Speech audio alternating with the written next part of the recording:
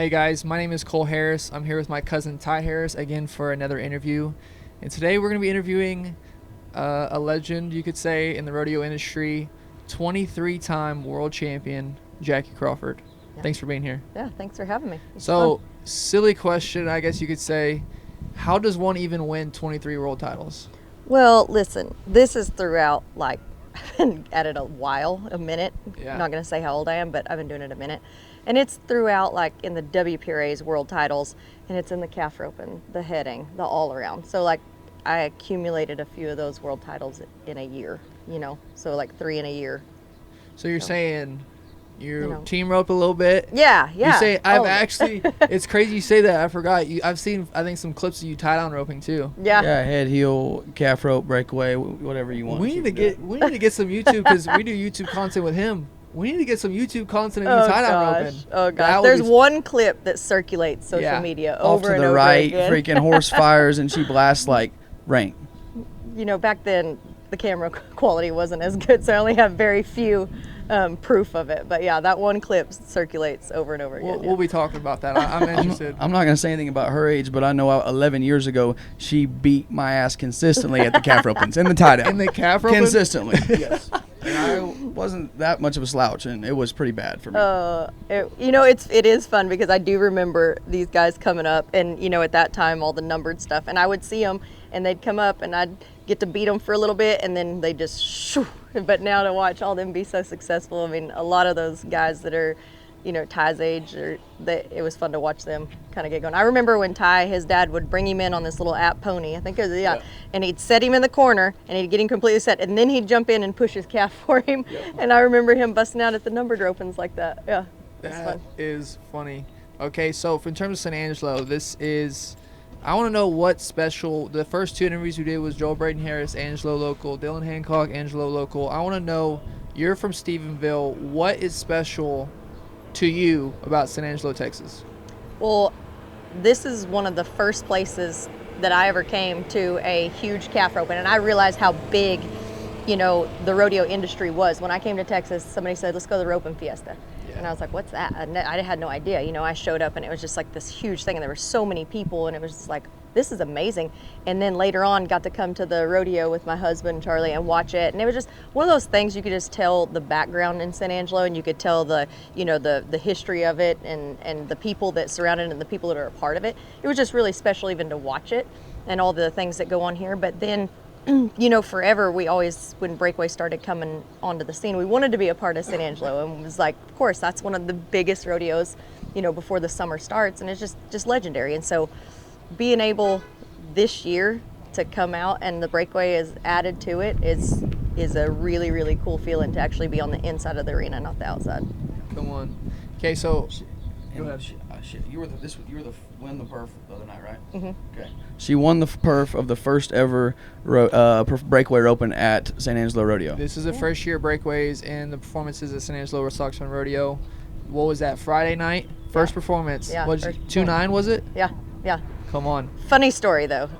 I was third out, and of course we've never been here, so they're kind of directing us. We're a little bit lost, And I actually hung my rope on the panel leaving and had to take 2 more swings. Like I clipped the panel, and so I had to get my rope back together, and I rope him, and I'm kind of like, I'm frustrated, and I walk out the back, tell him thank you. You always got to say thank you when they give you your ropes in the breakaway, because if you're mad and you let it show, they're gonna be like, those. So you gotta thank you so much. So I walk out the back, and we have to walk around the side of the building, so I didn't get to watch any of the perf. And so I had no idea that I won the first perf at all. Actually missed my Cowboy Channel interview. They had to call me I didn't know, we're just lost first timers After you got over here. outside, then you we're had your outside, of emotions. course. I had no idea. Finally they started talking about how the rest of the perf went, and I said, well, who won it? And they're like, well, you did. And I was like, oh shoot, I was. So did they interview you? Did they come find you or no? They called me, and I'm going today to make up for that. Yeah, but I had no idea. Okay, so the people. Seems like a simple question, but actually no one really knows. They see you walk in on your horse, and they see you maybe 10 minutes before you go or 5 minutes before you run if you're last out, 5-10 minutes. What does a breakaway roper, what are you going to do today before the perf leading up until they actually see you in the Coliseum? Well, I mean, now that I know, I mean, we'll warm the horses up. I'm going to have to come from the carnival because I'm going to have to go there with my kids. But I'll warm my horses up. We'll walk around outside there, and then they come out and they're, ushering you. They're like, they're on 2 more bronc riders, and you guys got to come down the tunnel. And so we'll go down the tunnel in a little holding area, go across. And biggest thing is, like, here, and then when we get done, we'll walk back out, obviously. But biggest thing here is we were all really like, okay, what's the setup going to be like? From what I've always seen in the calf roping at San Angelo, it's very fast. Right. But surprisingly, it's really hard. The calves, coming in, especially Friday night, not having any idea what the calves were going to do. It definitely plays a factor in the breakaway because there's no time made up on the ground, like the calf roping is. And so the setup here is it was a lot different than what I thought it was watching the calf roping in the past. And so now it's really going to rely on what calf I draw. Right. Today, what we're going to do. Which is one thing I think we all love about San Angelo. They let us have 2 and a short, and where you can kind of come back from that, where exactly. you had that happen with your rope, but you still have a great chance in the average because they give us that 2 and a short format, and so big shout out to San Angelo Rodeo for that. Yeah. So Ty won Houston. All right, let me back up. March 2023, Ty wins the American. He splits it with you. Yeah, that's when I first started disliking him a little bit. There's this clip I have of y'all together and y'all going nuts. March 2024, Ty wins Houston. You win Houston. So there's a cool storyline of y'all always, like, y'all's big wins always together. But I guess all that aside, Houston for you, significant win, one of the biggest wins of your career. Just what did it mean to you? Oh, that was one of those, I said it in my interview, is that I don't necessarily want to pro rodeo that much longer, just my kids' age, and, I've been actually doing this a lot longer than what people think, because they think the breakaway's new, but I've been doing this a long time, and so I don't want to do it that much longer, but that was one of those rodeos that's like, I really don't want to give up until I can try to win this rodeo, and so it to have that under my belt was almost like a big, like, sigh of relief, like, holy cow, I got that one, and so to do that and know that Houston invites their champions back for a while. So it's like, even if I decide to not pro rodeo as hard anymore, I'll get to go to Houston for a while. So that's that's one of the, outside of, that's one of the biggest, because our NFR is not the same. And so as far as pro rodeo goes, that's been my biggest win in pro rodeo, the biggest money amount in pro rodeo.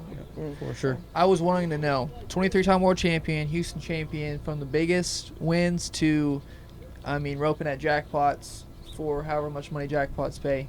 I guess what keeps you motivated at this stage in your career just to keep going? You've experienced the highs of the highs, and I still see you out in the summer roping at ropings that don't pay, 1/10 of what Houston pays. So what keeps you going? Fear. Fear's always kept me going. From little fear of, I am scared to death to not leave everything on the table and not leave what I'm supposed to leave, the legacy I'm supposed to leave, or the influence, or what I'm supposed to do for the sport or the industry or whatever it is.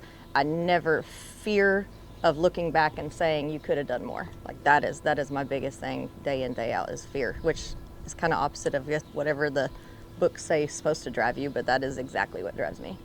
That's pretty awesome. Yeah. I think that's probably a reason why you're so successful too, is what drives you. Like, you don't try to hide it. You're straight up. She was right when you asked. She knew exactly what drives her, and that's how she can build off of it. Yeah. Okay, so in the winter, there's Texas rodeos, and I guess for the people watching, they don't really know, you get more downtime, so to say, in the winter and the spring. But in the summer, I don't know what your schedule is, but from my understanding, you're gone like 100 days straight, or like a lot of time. Yeah. So, like, my question for you, I guess, talk about being a mom life. Rodeo is a full-time gig, so how do you manage being there for your kids and still competing at the highest level? Well, I think that's, again, fear plays into that of we go nonstop. And when I leave, like, we're fixing to leave for California this week, the kids, I'm figured out how to get a bus. I have a bus. They go with me. We make it fun. It is harder. I can definitely say it is harder to, used to is just all about practice, and do whatever you need to do to win. Now all that's divided up, and so it's very hard to delegate how much time to spend where. But I will say that when we're on the road, where everybody else is like, man, we're exhausted, let's like chill this day or sleep or whatever. It's like, no, we're going to go to the zoo because that's the day for my kids. Yeah. We're going to go to the, amusement park. That's the day for my kids. Like, we always try to incorporate something with the kids because I never want them to look back on rodeo and think, I got drug around the country and blah, They look at it as fun because it's so many different experiences. If we go through Vegas, we're going to the shark reef. You know what I mean? Like, they know like these different things all around the world that they've already gotten to see at a young age. And so it's definitely more tiring and a little exhausting, but I think in the end, those are some awesome memories that when we're at home, we're kind of, sometimes I think you get caught up in the daily work of thing and the work of thing. You get caught up in the daily working and you kind of, almost spend more time on the road with your kids, quality time, because you can't be doing anything else, right? And so true. We try to make a good experience of it and a lot about them. A lot of long car rides where it's like we're on the phone or we're talking. So, yeah. And obviously the time you have around the road. So how often do you think if you had to give a percentage, how often do your kids go like with you? Like 50% of the time? 35% of the time? Like how often they go? My little girl goes with me 99% of the time. Really? My little boy always did. He goes probably 80% of the time, 75% of the time, because he has to be in school. Yeah. And so finding that balance, I mean, between me and Charlie, he's gone, he does schools, he tries to do all those on the weekend and stuff. And so if I have to go during the week, right now, like in the winter, then we try to make it to where we make sure he's at home so that Creed can miss as few a days as possible. I mean, it's not possible to have a great, get to class too much when you're rodeoing, I guess. But his absences are a little high. But we do try. He goes with me most of the time unless he has to be at school. And then summer they go the whole time. Cool. Yep. Should we get in the predictions? I mean, what do you have anything more? Okay, so 2 p.m. perf today at April 7th? Yes, sir. April 7th, right? Yes. You know? Yeah. Okay, today is April 7th. It is a 2 p.m. perf, and we're going to be doing predictions with Jackie Crawford on the Lip Chip sponsored timed events on who she thinks who's gonna be winning. And so first, I'm gonna fail at this. Mine have been so bad the last 2 days. I'm coming for some vengeance. First prediction, Jackie, can you do what are we doing, bulldogging? Yep, bulldogging first. Who you got for the bulldogging? Bulldogging, I gotta go with Ty Erickson. I think Ty Erickson, you can tell he's really put in some effort here lately. He's been bulldogging outstanding. He's in shape. Like, I think Ty Erickson's gonna have a great year. What time? Oh gosh, I don't even know. It's like you might as well. We're gonna put you on blast a little bit, yeah. What won it last night? 4-7. They had a tough night last night, but 3-7 2 nights ago. I don't know. I mean, 3-7's winning the round. 4 flat. 4 flat. 4 flat. Safe. Man, I'm gonna go with kind of your local cowboy, Matt Reeves. He seems like all he does is win. He's getting up there in age, which at that event that can't be easy to do on your body, but he's in good shape and he wins a lot. You bet on him on Friday too. I did, but I'm sticking with it. Come on now. We'll go team roping, right? Team roping. Okay, Jackie, what do you got for team roping? Hang on, I gotta check this out again. Oh golly. I'm gonna go Chad Masters Whitecocks. Yeah. Time. What won it last night? You gotta tell me again. I don't know. See, this I don't is know. how much I pay attention. I don't know. Team roping last night. Like, I'm sure there's been some 3 9s, 3 8s. Yeah. What if I just stick with 4 flat across the board? 4 flat, I like it. Yeah. That's safe bet. Besides the breakaway, right? Yeah. Let's hope not. Yeah. Let's hope not. I'm gonna go with your Houston champions. Just feels right. Buddy Hawkins and JC Yaquau. I really don't know how to say his last name, but he sticks. And he won the rodeo here with his brother last year. Like, I think they had to be, long 4, short 5, and they go win the short round, win the average. Pretty ranked. So, winning the world right now. Young guy gonna be headed to his first NFR. I'm gonna say they're going 3-9. 3-9. So it's breakaway time, right? Oh, Okay. So we're betting on Jackie Crawford. So we'll save you. You don't have to say it. You just tell us how fast you're going. How about that? Listen, I'm gonna do a range. Okay. 2 flat to 2-2. 2 flat to 2-2. I think that'll get me. I think I gotta be gunning for it a little bit. I gotta be gunning because I'm 2-9 and I think it's gonna get fast. How many girls are there here? 180. 180. Yeah, and only 16 have gone so far, and actually only 8 on 2. But tonight I'll make 16 on 2, and it is like a 4 what was she, 4-4 on 2 already? Really? 4-4, and then there was 2-2-6s, so Gonna need to 5-2. Probably get under that 4-4 to, Yeah. to feel. So I think I'm gonna have to come with it. Come on. Perfect.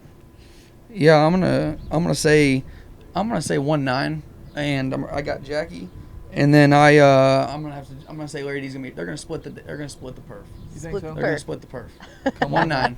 1-9. Yes, sir. What's the? We're gonna get the San Angelo crowd on their That's feet. fine. I'll She's do gonna that. Fall in love with San Angelo I'll like we split. have. I'm used to splitting with everybody. That's got to be Jeez. close to the arena record. 1-9. I it's mean, gotta be. golly. Yeah, you know what the it is? arena record This is is only 2-1. this is the 4th performance yeah, ever. it's wide open. That is so true. I forgot about that. I really did forget about that.